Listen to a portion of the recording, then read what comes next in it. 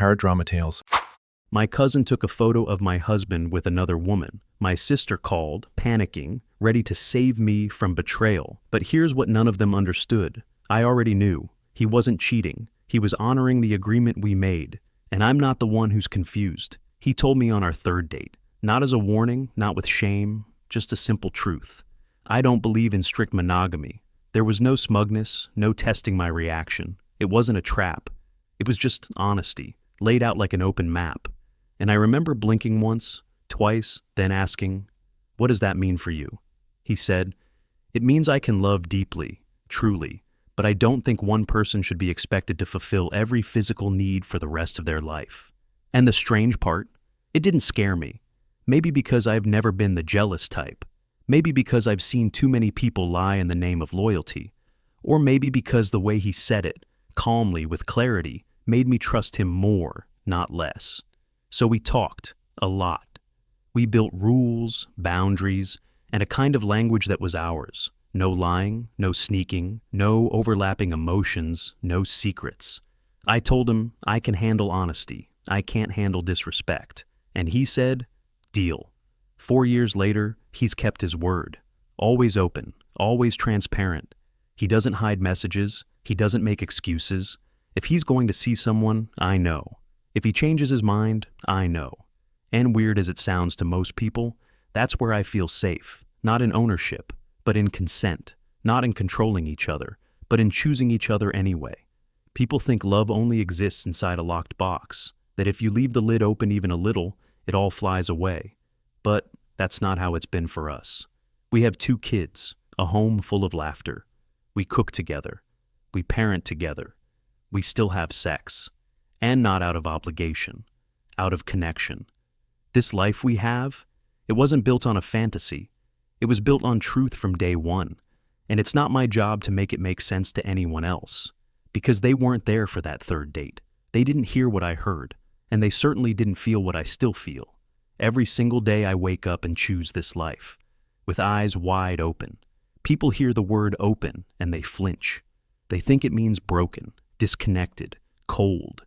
They imagine a house with doors swinging wide, nothing stable, no intimacy, just detachment dressed up as freedom. But that's not what our love looks like. Our love is soft hands on sleepy shoulders at 6 a.m. It's sitting at opposite ends of the couch while one of us rocks the baby and the other folds laundry without being asked. It's late-night whispers about worries and money and, "Did you remember to put the car seat back in?" It's a kind of closeness that doesn't require control, because I don't own him, and he doesn't own me. We are not possessions trying to outlast each other's desire. We are partners, choosing, actively, continually, to be here. When he sleeps with someone else, it's not because I failed. It's not because I'm not enough. It's because we've agreed that one person doesn't have to be everything to the other. And let's be honest, monogamy isn't a guarantee of loyalty. I've seen people cheat in marriages that wore gold rings and posted anniversary captions. I've seen people lie to the ones they belong to, all in the name of exclusivity, while living in secrecy. Our version is different, not better, not for everyone, but real. There is no thrill in the forbidden here. No guilt hidden under hotel receipts. No text deleted out of fear. Because the foundation of our relationship isn't possession. It's permission. It's knowing the door's not locked, but still walking back through it every time, because you want to, not because you're trapped. I know it's hard for some people to understand. They think love only has one shape. But love, when it's real, doesn't come with a chokehold. It holds, it lifts, it lets you breathe. And that's what I have. Not a man who gets away with things, but a man who tells the truth. A man who asks, not assumes. A man who trusts me to be strong enough to handle honesty, and loves me more because I am. Here's the part they never ask about. Not once has my sister said, "Are the kids okay?" She didn't ask what our routines look like. Didn't ask who gets up for the night feedings. Didn't ask how often we laugh around the dinner table, or how many bedtime stories we read. She just assumed this can't be good for the children. But here's what I see. Every single day. I see a toddler who runs into his father's arms like it's the best place on earth. I see a baby girl who sleeps peacefully because she's never known chaos in our home. I see a man who makes breakfast with one hand while holding a teething baby with the other. I see a partner who folds tiny laundry, schedules pediatrician appointments, and never once acts like that's helping. It's just parenting. And me? I get to be present, not perfect, but fully there, because I'm not burnt out from juggling 3 jobs just to keep the lights on, because I'm not shouldering resentment in silence, pretending everything is fine when it's not. We have stability, we have resources, we have time together, and most of all, we have honesty. No slammed doors, no cold silences, no whispered phone calls behind closed bathrooms. Just 2 people who parent side by side, communicate openly, and prioritize their kids in every decision, including the ones other people might not understand. See, love looks different in every home, and in this home, it looks like a man who kisses his daughter's forehead before heading to a meeting. A man who helps his son build Lego towers and doesn't flinch when they topple over. A man who might spend an evening out, but always comes home by morning with coffee and arms wide open. And our children, they don't see confusion. They see consistency. They see affection. They see respect, because that's what we model. This is not dysfunction masked as freedom. This is structure built on truth. And if that makes people uncomfortable, maybe it's not because it's wrong. Maybe it's just because it doesn't look like the version they were taught to accept. It came in the middle of a regular Tuesday, mid-laundry, mid-lunch, mid-life. My phone buzzed, and it was my sister. Not a message, not even a voice note. She was calling, urgently. And the moment I answered, she didn't even say hello. Just, "I need to talk to you right now. I think your husband is cheating on you." I remember standing in the kitchen, holding a spoonful of baby food midair and blinking. She went on, fast, breathless, about how our cousin had seen him at a bar with a woman, how she took a photo, how they looked too close. And then she sent me the picture. And there he was, my husband, at a bar, sitting across from a woman I didn't recognize. No sneaky hand-holding, no late-night hotel. Just a casual drink and familiar body language, the kind of thing that would unravel someone else's world, but not mine. I sighed, not out of pain, but exhaustion, and I said, "I already know." There was silence on her end, and then confusion, and then fury. "You what? You're letting this happen? He's disrespecting you. You're letting him humiliate you." I didn't get a chance to explain, because she wasn't calling for the truth. She was calling for a narrative, and mine didn't match the one she'd already written. She wanted betrayal. She wanted heartbreak. She wanted the chance to feel like she had saved me. And instead, she got calm. She got informed consent. She got me saying, "This is part of our agreement. We're fine." And that's when she truly lost it, because nothing threatens people more than a woman who's not ashamed of the life they don't understand. She said I was setting a bad example, that I was normalizing dysfunction, that I was going to damage our kids. But the only thing being damaged was her belief that her way is the only way. And that photo, it wasn't a secret, it wasn't a scandal. It was just Tuesday, in a marriage where I don't flinch at honesty, because I never asked to be lied to just to make everyone else more comfortable. There's a specific kind of helplessness that comes when someone loves you too loudly to actually listen to you. That's what happened after the photo. My sister didn't just express concern. She launched a full-blown intervention, one-sided, aggressive, and fueled by outrage she wore like armor. "He's manipulating you. You've lost your self-worth. You don't even realize how bad this is. And the worst one of all, if you don't tell mom and dad, I will." Like I was hiding a bruise, like I was trapped in a cult. Like my marriage wasn't something I walked into with eyes wide open, but a burning building I'd forgotten how to leave. It was surreal, honestly. How quickly love can turn into a campaign. How fast concern mutates into control when someone refuses to believe that your life doesn't need to look like theirs. I kept trying to explain that we talked about this from the beginning, that I'm not in denial, that I know where my husband is at night. And that's more than many women in traditional marriages can say. That our home is stable, that our kids are safe, that I'm not hurting. But none of that landed. Because once they decide you're broken, everything you say sounds like justification, like brainwashing, like weakness. It didn't matter that I spoke calmly, that I wasn't crying, that I said, "This works for us. It's not chaos, it's clarity." She wasn't talking to me. She was talking to the version of me she'd decided was in there somewhere, scared, confused, silenced. But I wasn't. I was just different. And that's the part they can't seem to forgive. Not that I'm in pain, but that I'm not. Because if I can live a life outside the script and still find peace, what does that say about the script they've clung to all these years? Maybe that's why they get so loud when you stop apologizing for your choices. Because it threatens the idea that there's only one way to be safe, one way to be loved, one way to be right. But I don't need saving. I never did.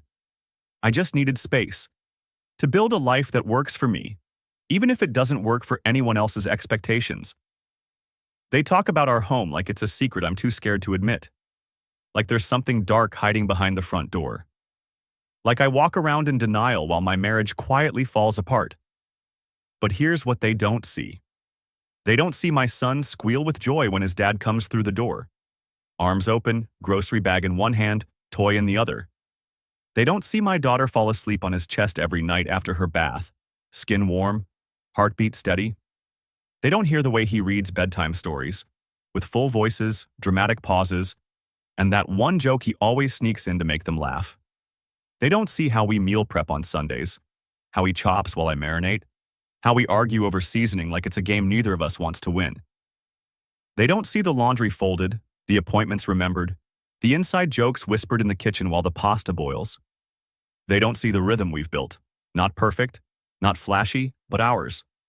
And they don't see it because they're too busy trying to decode what they think is broken. They've reduced our entire relationship to who he sleeps with outside these walls, as if that is the measure of a father, a husband, a home. But they never ask about how we solve arguments, about how often he says thank you without being prompted, about how we check in, how we schedule time just for us, how we still choose each other, even with 2 kids, even through exhaustion. They don't see how when I cried at 2 a.m. postpartum and terrified, he held me like I was something sacred, not something convenient. They don't see how we laugh. A lot. Real, belly-deep laughter that makes the house feel like a place people want to be in. Because they don't want that story. They want scandal. They want warning signs. They want to believe that because it's different, it must be dangerous. But our home isn't fragile. It's just misunderstood. And honestly, I'd rather have a love that no one else understands than a life that everyone approves of, but I can't breathe inside. It's funny how concern can feel like a slap. Not because it's loud, but because it's wrapped in softness so tight, you almost say thank you for it. That's what it's been like, ever since the photo. I'm just worried about you. You don't have to settle for this. You deserve a man who really respects you. They say it with tilted heads and furrowed brows. They say it like I'm someone who's slowly drowning in A pool I mistook for a spa. And the hardest part? It doesn't come from strangers. It comes from people who know how I take my coffee, who've watched me give birth, who were at my wedding. But somehow, my choices, the ones I've made clearly, repeatedly, with full consent, are treated like symptoms of something broken inside me. Like if I were just more confident, I wouldn't allow this. Like if I loved myself more, I'd walk away. But I do love myself. That's why I built a life I don't have to lie to myself about. I don't need pity. I don't need rescuing. And I certainly don't need anyone projecting their fears onto my marriage while pretending it's compassion. Because real concern asks questions. It listens. It's quiet long enough to hear your answers without reshaping them into something easier to digest. But what I've gotten instead is judgment in disguise, wrapped in the soft language of, we just want what's best for you. As if what's best could only ever be what they would choose. As if comfort only exists in familiar shapes. As if I couldn't possibly know myself well enough to have chosen this life on purpose. But I did. And I'm done apologizing for the discomfort my happiness causes other people. Because sometimes the real issue isn't how you're living. It's that you're living freely. And they've never allowed themselves to do the same. They treat me like I'm confused. Like I must have misunderstood the arrangement. Like I'm tolerating something I don't fully grasp. Like if I just had a little more self-awareness, I'd suddenly wake up and scream, "Oh my God, what have I done?" But here's what they don't understand. Consent isn't a symptom of confusion. It's the cure for it. I know exactly what I agreed to. I know what it means when he goes out. I know what it doesn't mean when he comes home. And I know the difference between being chosen and being controlled. People act like monogamy is the only version of love that requires maturity, as if commitment is only proven by exclusivity. But you know what takes just as much emotional depth? Clarity. Communication. Boundaries you don't break behind someone's back. We don't lie to each other. We don't perform for the sake of appearances. We don't promise forever out of fear. We promise truth. In every stage, every season, even when it's messy. And no, this isn't settling. This is selecting a life where I get honesty over illusion, where I'm not sitting alone wondering where he is because he told me before he left, where I don't shrink myself to be enough for someone who's never asked me to be everything. It's funny how people assume that being open means being unstable, but I've seen more chaos in relationships built on pretending. Couples who live under one roof but haven't touched in months. Marriages that die quietly between resentment and routine. People clinging to the rules but forgetting the reasons behind them. Our life is different, yes, but it's not chaotic, it's not blind, and it's not weak. It's intentional, it's considered, it's consensual. So, no, I'm not confused, I'm not brainwashed, and I'm not waiting for someone to give me permission to live my life this way. I already gave myself that permission. And honestly, that's what unsettles people the most. I used to think I owed people an explanation. That if they questioned my choices, I had to defend them. That if they didn't understand, I had to educate. That if they were uncomfortable, I had to fix it. But not anymore, because I've realized some people don't want understanding. They want reassurance that their way is still the only way. They want confirmation that the blueprint they were handed is the one we're all supposed to follow. But I've read a different map. One that doesn't use fear as its compass. One where love isn't a cage, but a conversation. And I'm okay if they don't get it. Because the life I'm living, it's quiet, it's whole.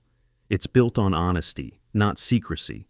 And it doesn't need to be loud to be valid. We are not broken, we are not pretending. We are not your cautionary tale. We're just different, and at peace. So, if you're watching this and you've ever been made to feel like your relationship needs to look a certain way to be worthy, or like your choices only count if they're easy for others to digest, let me say this as clearly as I can.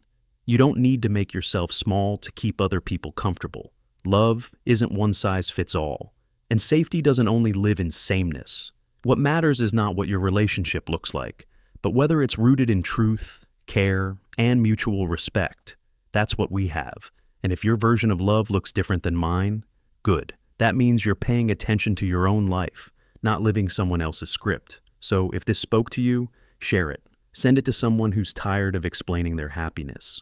To someone who's made peace with not being understood, but still deserves to be seen. And if you haven't heard it lately, you are allowed to live a life that others don't clap for, as long as it feels honest in your bones. Because you don't need applause. You need truth. And the right people will recognize it when they see it.